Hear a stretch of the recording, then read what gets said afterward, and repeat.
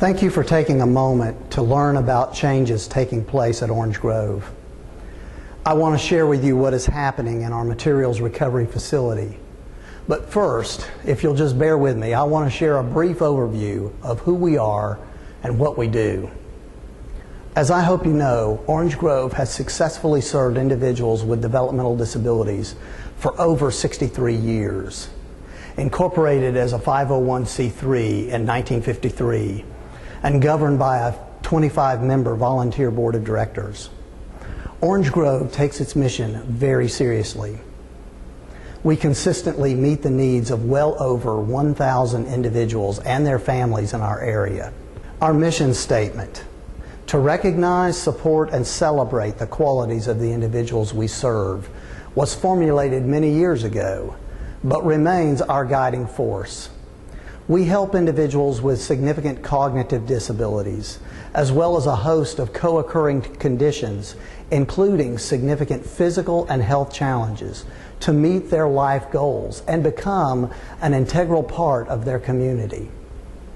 We have always focused on offering employment training and job placement to individuals so they have jobs, paychecks, meaningful experiences, and develop lifelong relationships. Orange Grove has always been a leader in job placements, and we take great pride in the fact that many people with significant disabilities are working for employers throughout our community because of Orange Grove's placement services. When asked how we have been able to create so many beneficial services for Hamilton and surrounding counties, we always say the same thing. It's because of our partnerships. Orange Grove has thrived as a partnership model. Orange Grove's partners consist of our board, our families, our community, the individuals we serve, our staff, donors, public officials, volunteers, the city of Chattanooga, certainly the state of Tennessee, and of course the federal government, as well as a host of grant sources. As one of our partners, you are important to us. We continue to deliver the highest level of supports because of your commitment to the Orange Grove Center's mission. As a partner, it is important to us that you are briefed and informed of the latest changes that impact our agency and, of course, our community. It's important that you understand what these changes are, why they are occurring, and how they are going to impact all of our partners. That's the reason I'm talking to you for a few moments. First, let me tell you how our recycling program is changing. Orange Grove will no longer process materials at our recycling center. All recyclable materials will be going to an unaffiliated materials recovery facility. The acronym for Materials Recovery Facility is MRF, or MRF. There's another MRF in our community, and that is where the city will be sending the materials. Orange Grove will continue to provide recycling services in a community-based setting, and we will assist the city of Chattanooga in marketing materials to the local MRF. Now, I'm sure you're wondering why Orange Grove is making this change. After all, we provide training and employment to about 70 people with disabilities through our processing plant. The Centers for Medicaid and Medicare Services, which is CMS, it's the federal agency that must approve each of the Medicaid waiver programs that provide home and community-based services to people with intellectual disabilities in Tennessee. And it is making these changes. CMS pays for about 2/3 of the cost of home and community-based services provided in these waiver programs. To keep receiving these federal funds, we have to follow their rules. CMS issued a new rule that impacts how home and community-based services are provided across the country. These sweeping changes are based on the belief that people with intellectual and developmental disabilities have the best opportunity to thrive when they are true participants in the fabric of the community. And that is, in a nutshell, the reason why we have made these changes. Now, who does this affect? There are two groups that will be impacted by these sweeping changes.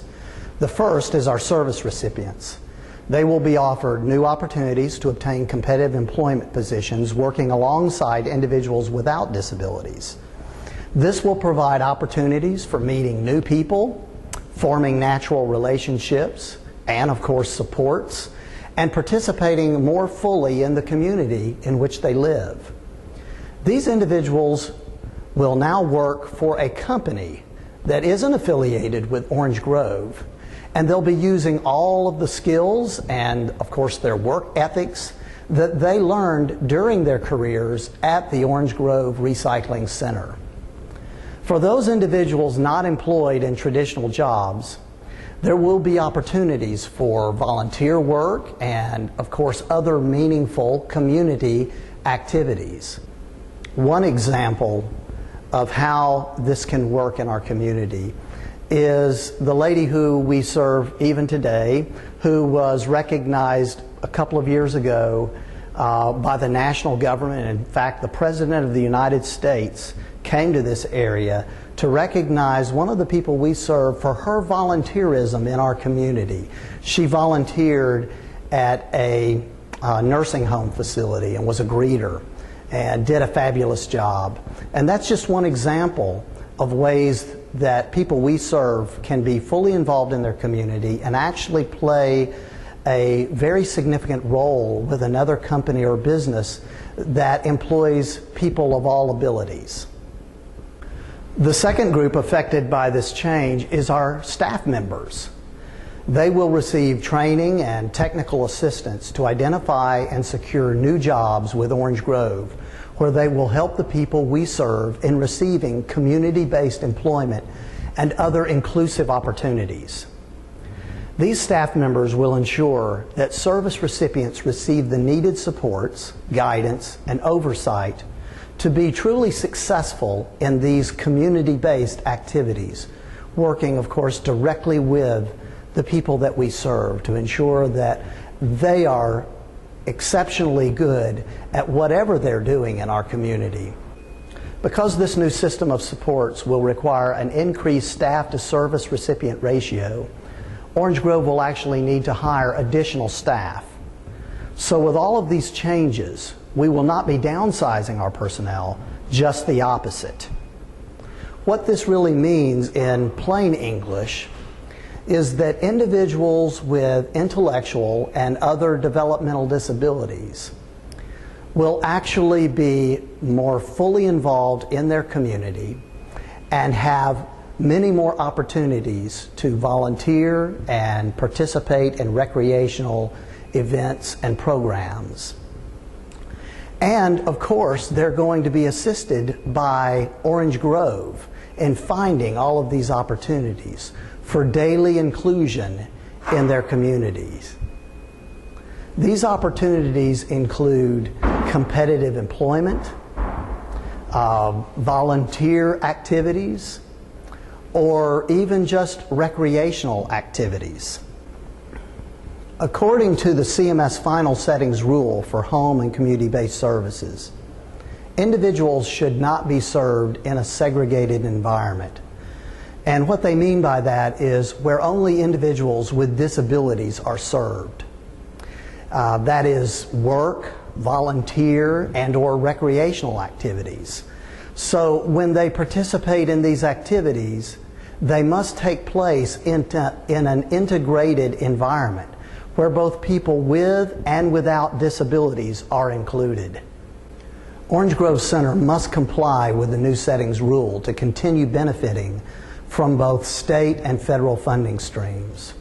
Orange Grove will continue its long-standing tradition of finding integrated employment opportunities for individuals served, and with the closing of our processing plant, will offer new and exciting ways for people to fully join their community. So after a very long and many hard deliberations, the decision was made by our volunteer board to close our materials recovery processing plant. The decision was made only after considering the CMS waiver rules, the economic variables and constraints in trying to create an integrated materials recovery facility at our campus, and of course, the need for individuals we serve to be fully integrated in community settings. The interpretation of the new rule has evolved over a period of time, but to maintain Orange Grove's reputation for excellence in service delivery, the path ahead has become crystal clear to our board of directors. Now, if you would like to have more information about this rule that I'm referring to, or for that matter, any other information that is being shared from both the federal side and the state side, you can easily do a web search by typing in HCBS for Home and Community-Based Services Settings Rule. So that's HCBS Settings Rule. Or you could also go to www.medicaid.gov.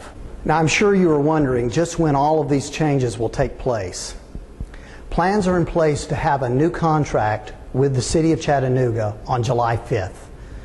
Following the approval of this contract, Orange Grove will receive no further shipments of curbside recyclables, but it will take us at least 2 weeks to fully process all of the materials we have on the ground. Therefore, we forecast that work at our processing plant will end at approximately July 25th. From that point forward, individuals that were working and training in that environment will be working, volunteering, or recreating in fully inclusive community settings. In case you are wondering if Orange Grove will continue to need donations and support with our operations, the answer to that question is definitely yes. More than ever before, it is imperative that we receive private and local support in order to accomplish everything that must happen in a manner that best serves the people that we care for. We need contributions in order to cover all of the startup costs needed to comply with the new regulations. Please help us spread the word to support Orange Grove in this new venture. It won't be easy, but with everyone working together, we can have an improved service delivery system. And I know we will. So please help us with this. The last point I want to leave you with is that although this change is significant and will require an even greater partnership model than really exists today, it is doable, and it will result in a continued notable Orange Grove legacy. Since our establishment in 1953, Orange Grove has always strived to identify programs, policies, and practices that provide the highest level of dignified supports for individuals with intellectual and other developmental disabilities. This new supports delivery model is part of that ongoing evolution, and it will become part of our commitment to both honor and demonstrate our belief in our mission statement. That is, recognize, support, and celebrate the qualities of the individuals. Thank you for being our partner, and thank you for helping us achieve this new objective.